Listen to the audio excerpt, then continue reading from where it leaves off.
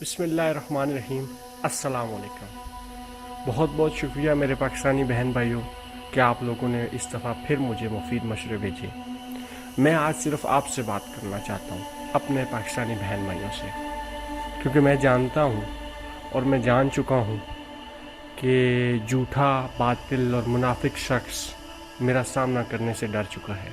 وہ مجھ سے بات نہیں کرنا چاہتا اور اس نے ہمیشہ راہ فرار اختیار کر رکھی ہے اور کر رکھے گا انشاءاللہ۔ میں آج آپ کو بتاتا ہوں کہ انڈیا جو آپ کو بار بار اکانومی کا تانا دیتا ہے، اس کی اپنی اکانومی کا راز کیا ہے، یہ بہت کم ہی لوگ جانتے ہوں گے پاکستان میں، کیونکہ پاکستانی لوگ اپنے حال میں الحمدللہ خوش ہیں۔ انہیں انڈینز کی طرح کوئی شوق نہیں ہے کسی دوسرے ملک کے کاموں میں ٹانگ اڑانے کا یا انڈیا کے اندرونی معاملوں پہ بات کرنے کا۔ اس لیے جب ہم پاکستانیوں کو کوئی انٹرسٹ ہی نہیں ہے اور ہمیں کوئی سروکار نہیں ہے، ہمیں کوئی دلچسپی نہیں ہے انڈیا میں یا انڈینز میں یا انڈیا کے اندرونی معاملات میں، تو ہم نہ تو ان کے بارے میں بات کرتے ہیں نہ ہی ریسرچ کرتے ہیں۔ مگر چونکہ انڈینز جو ہیں وہ آج تک ہمیں بھول نہیں پائے، وہ ہمارے بغیر رہ نہیں پا رہے، وہ ہمارے بغیر رہنا نہیں چاہ رہے، اور انہیں آج بھی ہماری ضرورت ہے۔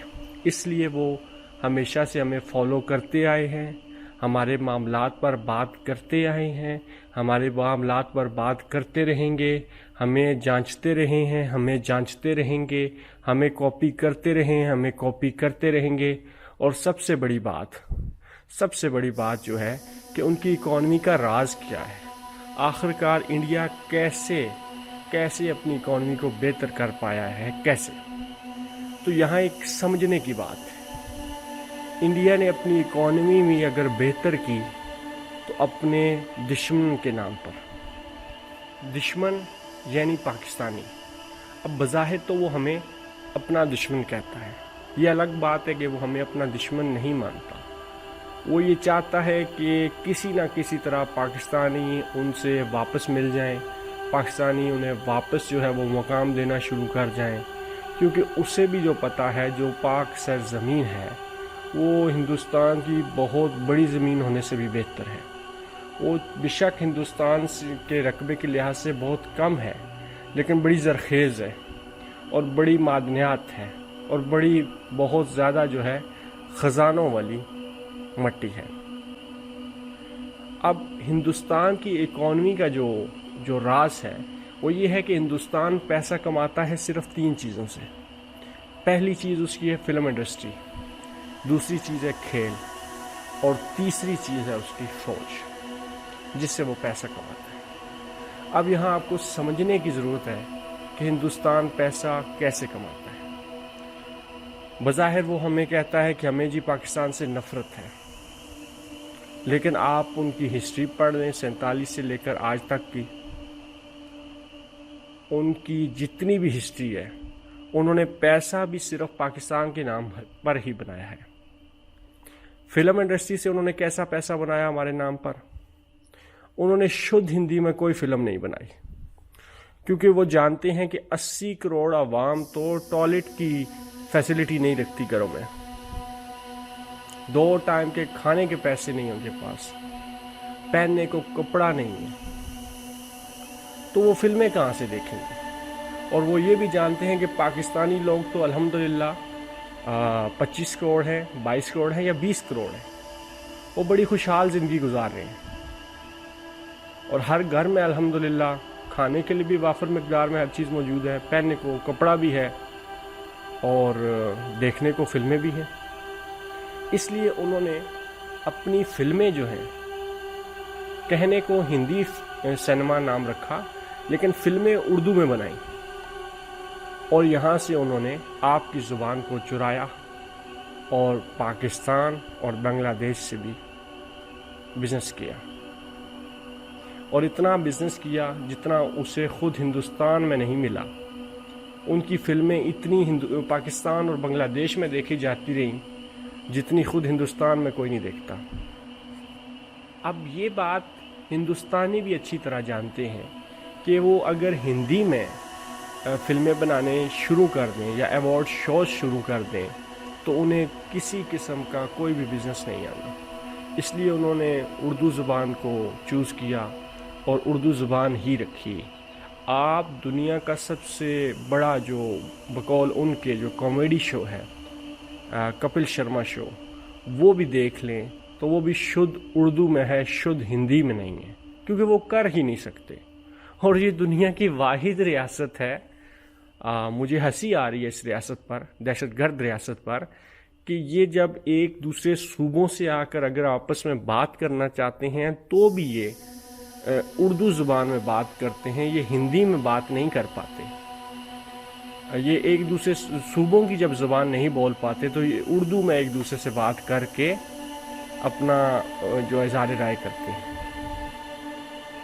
پھر ان کی دوسری وجہ، آپ ان کے ٹی وی شوز دیکھ لیں، ان کے کرنٹ افیئر شوز دیکھ لیں، ان کے جتنے بھی شوز ہیں، وہ نیوز کے ہوں، وہ میڈیا کے ہوں، وہ ایوارڈ شوز ہوں، وہ فلمیں ہوں، وہ کامیڈی شوز ہوں، وہ سب کی سب اردو میں آتی ہیں. اسی لیے آتی ہیں کہ وہ پاکستان کے نام پر پیسہ کمایا جائے، اور اسپیشلی ہندی سے زیادہ لوگ اردو کو پسند کرتے ہیں کیونکہ اردو ایک ادبی زبان ہے اور ادبی زبان لوگوں کو بہت کچھ سکھاتی ہے. اس لیے وہ اردو زبان بول کر، اردو زبان کو کیش کرا کر بہت سارا بزنس کر چکے ہیں اور بہت سارا بزنس کر رہے ہیں. ان کا دوسرا شعبہ ہے سپورٹس، جس سے یہ پیسہ کماتے ہیں. اب یہ سپورٹس سے بزنس کیسے بناتے ہیں؟ یہ دنیا کا واحد ایسا ملک ہے جس نے سپورٹس کو بھی میدان جنگ بنایا، جس نے کھیلوں کو بھی کرپشن سکھائی، جس نے کھلاڑیوں کو جوئے میں لگایا، جس نے آئی پی ایل جیسا دنیا کا سب سے بڑا جوئے باز میدان سجایا. سب سے بڑا جوئے باز اگر کوئی میدان ہے تو وہ آئی پی ایل ہے.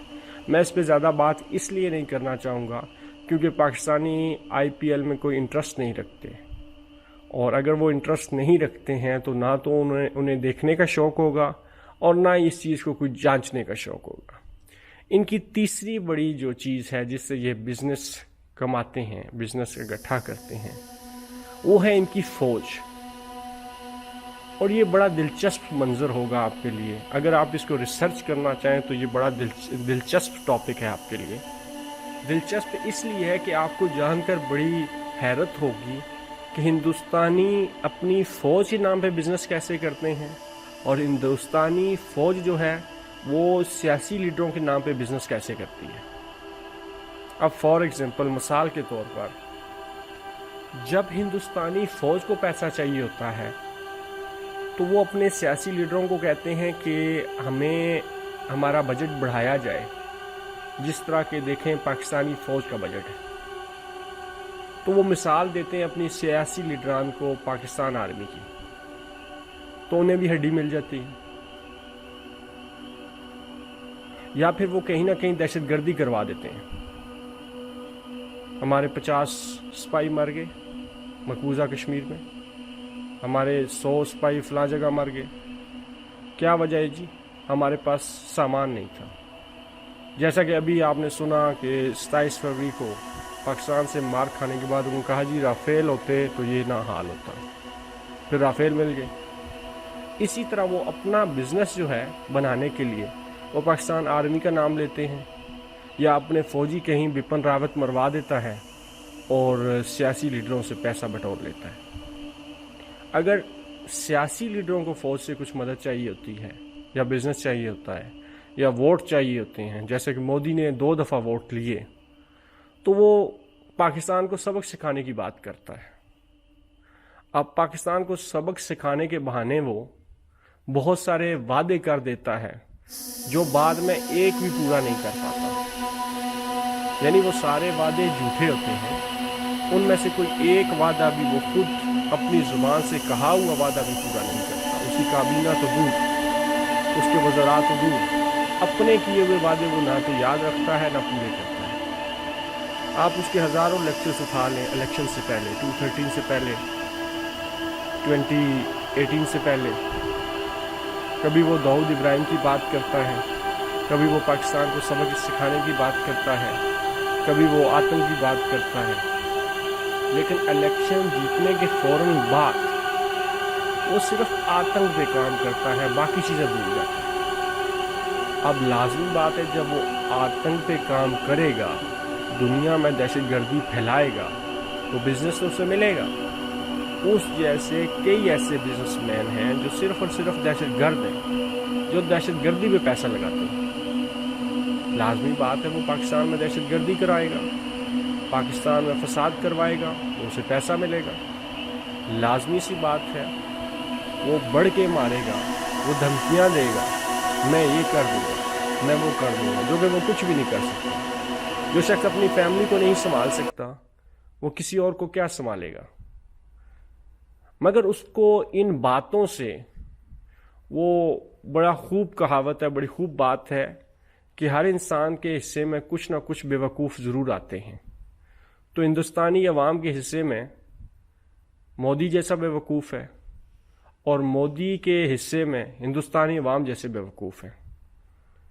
تو ہندوستان کا جو اکانومی کا راز ہے وہ بڑا سا سمپل ہے، بہت سمپل ہے۔ ایک دوسرے کی ٹانگ کھینچو، اسے بتاؤ مجھے پاکستان آرمی سے خوف ہے، تو آپ کی ہندوستان آرمی کو پیسہ مل جائے گا۔ اور ہندوستان سیاسی لیڈرشپ بتائے کہ مجھے پاکستان کی سیاسی لیڈرشپ سے خطرہ ہے، تو اس سیاسی لیڈر کو پیسہ مل جائے گا، جیسے مودی کو ملتا رہا، بزنس ملتا رہا۔ اور بس بزنس بناتے رہو اور پاکستان میں فساد کرتے رہو، پاکستان میں دہشت گردی کرتے رہو۔ لیکن پاکستانی بہن بھائیوں، آپ نے یہاں خوب سمجھنا ہے کہ وہ اکانومی کا تانا کیوں دیتے ہیں۔